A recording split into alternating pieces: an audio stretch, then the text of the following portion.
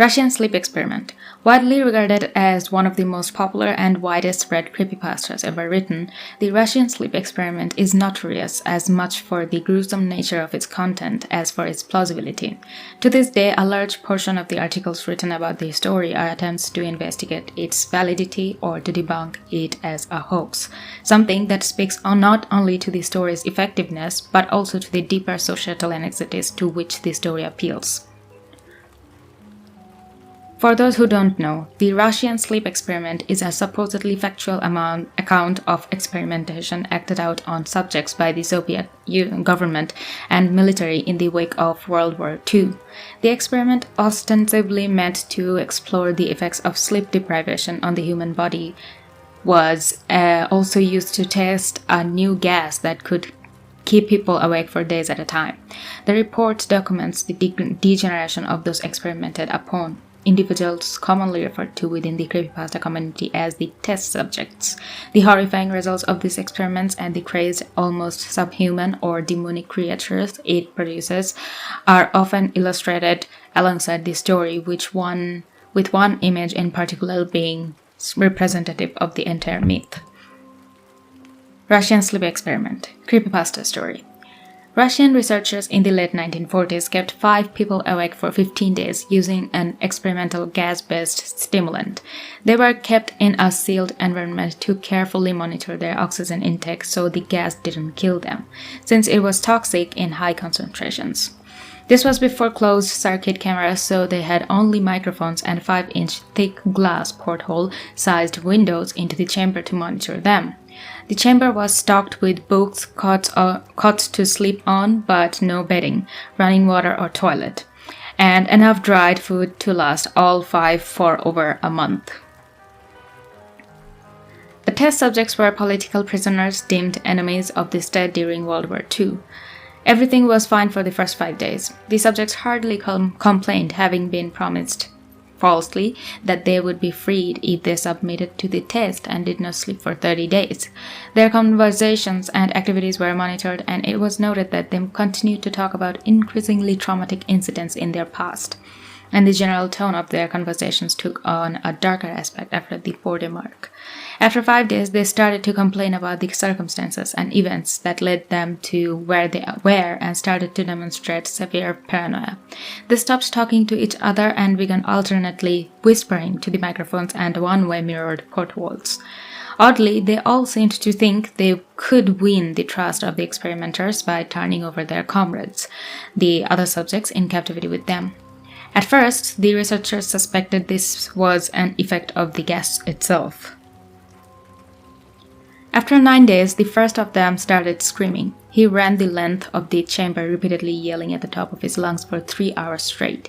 He continued attempting to scream, but was only able to produce occasional squeaks. The researchers postulated that he had physically torn his vocal cords. The most surprising thing about his behavior is how the other captives reacted to it, or rather, didn't react to it. They continued whispering to the microphones until the second of the captives started to scream. The 2 non-screaming captives took the books apart, smeared page after page with their own feces, and pasted them calmly over the glass portholes. The screaming promptly stopped. So did the whispering to the microphones.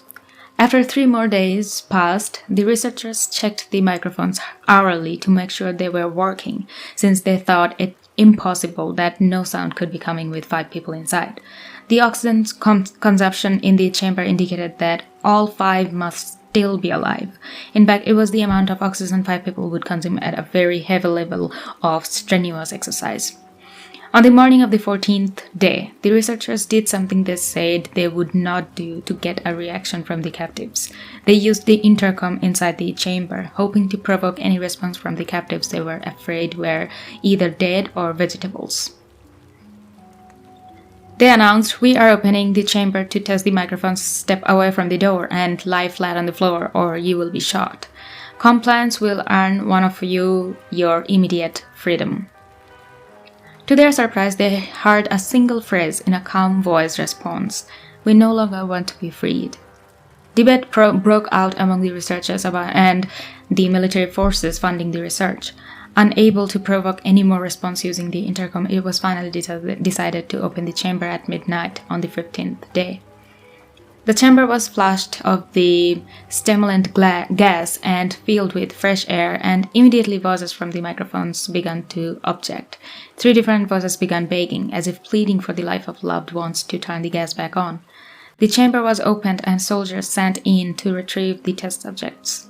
They began to scream louder than ever, and so did the soldiers when they saw what was inside. 4 of the 5 subjects were still alive, although no one could rightly call this death that any of them in life. The food rations past 5 had not been so much as touched.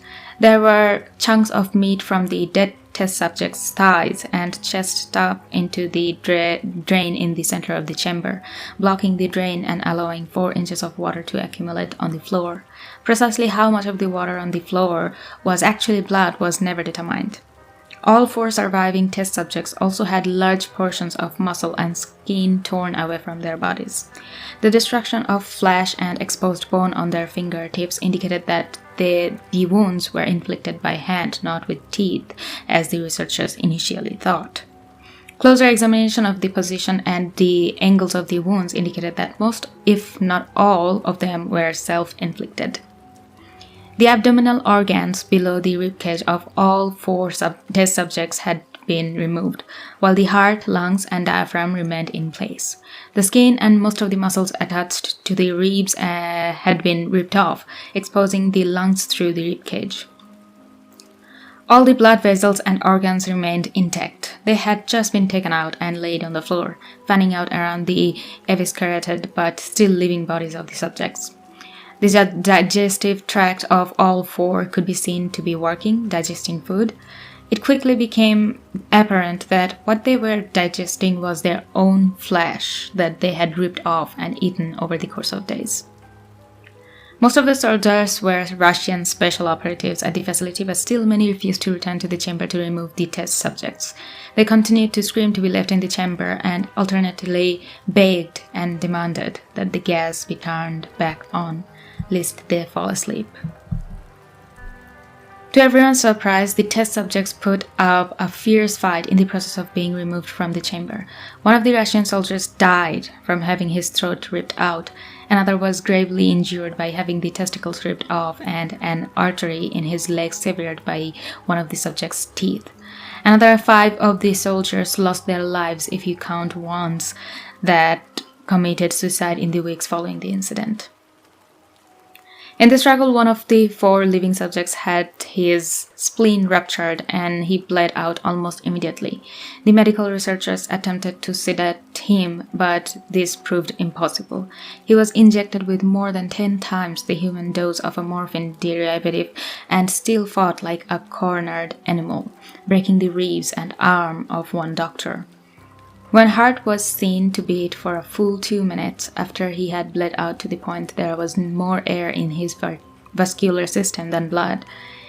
Even after it stopped, he continued to scream and flail for another 3 minutes, struggling to attack anyone in reach and just repeating the word more over and over, weaker and weaker, until he finally fell silent. The surviving 3 test subjects were heavily restrained and moved to a medical facility, the 2 with intact vocal cords continuously begging for the gas, demanding to be kept awake. The most injured of the 3 was taken to the only surgical operating room that the facility had. In the process of preparing the subject to have his organs placed back within his body, it was found that he was effectively immune to the sedative they had given him to prepare him for the surgery. He fought furiously against his restraints when the anesthetic gas was brought out to put him under. He managed to tear most of the way through a 4-inch wide leather strap on one wrist, even though the weight of a 200-pound soldier was holding that wrist as well. It took only a little more anesthetic than normal to put him under, and the instant his eyelids fluttered and closed, his heart stopped. In the autopsy of the test subject that died on the operating table, it was found that his blood had tripled the normal level of oxygen. His muscles that were still attached to his skeleton were badly torn, and he had broken 9 bones in his struggle to not be subdued. Most of them were from the force his own muscles had exerted on them. The second survivor had been the first of the group of 5 to start screaming. His vocal cords destroyed, he was unable to beg or object to surgery, and he only reacted by shaking his head violently in disapproval when the anesthetic gas was brought near him. He shook his head yes when someone suggested reluctantly they try the surgery without anesthetic, and did not react for the entire 6-hour procedure of replacing his abdominal organs and attempting to cover them with what remained of his skin. The surgeon presiding stated repeatedly that it should be medically possible for the patient to still be alive. One terrified nurse assisting the surgery stated that she had seen the patient's mouth curl into a smile several times whenever his eyes met hers. Wow. When the surgery ended, the subject looked at the surgeon and began to wheeze loudly, attempting to talk while struggling. Assuming this must be something of drastic importance, the surgeon had a pen and pad fetched so the patient could write his message. It was simple: keep cutting. Oh my god. The other 2 test subjects were given the same surgery, both without anesthetic as well, although they had to be injected with a paralytic for the duration of the operation. The surgeon found it impossible to perform the operation while the patients laughed continuously. Once paralyzed, the subjects could only follow the attending researchers with their eyes. The paralytic cleared their system in an abnormally short period of time, and they were soon trying to escape their bonds. The moment they could speak, they were again asking for the stimulant gas. The researchers tried asking why they had injured themselves, why they had ripped out their own guts, and why they wanted to be given the gas again. Only one response was given: I must remain awake. All 3 subjects' restraints were reinforced, and they were placed back into the chamber awaiting determination as to what should be done with them. The researchers, facing the wrath of their military benefactors for having failed the stated goals of their project, considered euthanizing the surviving subject. The commanding officer, a former KGB agent, instead saw potential and wanted to see what would happen if they were put back on the gas. The researchers strongly objected but were overruled. In preparation for being sealed in the chamber again, the subjects were connected to an EEG monitor and had their restraints padded for long-term confinement. To everyone's surprise, all 3 stopped struggling the moment it was let slip that they were going back on the gas. It was obvious that at this point all 3 were putting up a great struggle to stay awake. One of the subjects that could speak was humming loudly and continuously. The mute subject was straining his legs against the leather bonds with all his might, his left, then right, then left again, for something to focus on. The remaining subject was holding his head off his pillow and blinking rapidly. Having been the first to be wired for EEG, most of the researchers were monitoring his brainwaves in surprise. They were normal most of the time, but sometimes flatlined inexplicably. It looked as if he were repeatedly suffering from brain death before returning to normal. As they focused on paper scrolling out of the brainwave monitor, only one nurse saw his eyes slip shut at the same moment his head hit the pillow. His brainwaves immediately changed to that of a deep sleep, then flatlined for the last time as his heart simultaneously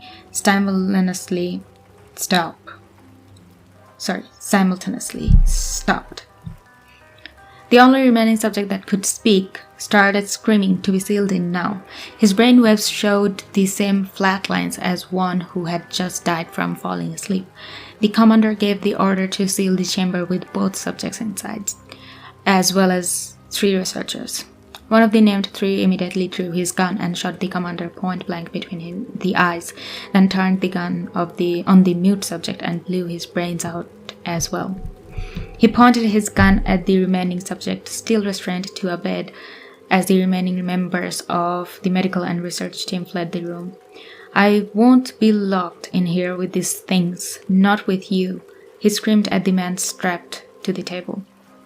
"What are you?" he demanded. "I must know." The subject smiled. "Have you forgotten so easily?" the subject asked. "We are you. We are the madness that lurks within you all, begging to be free at every moment in your deepest animal mind. We are what you hide from in your beds every night. We are what you sedate into silence and paralysis when you go to the nocturnal heaven where we cannot tread." The researchers paused, then aimed at the subject's heart and fired. The EEG flatlined as the subject weakly choked out, "So nearly free."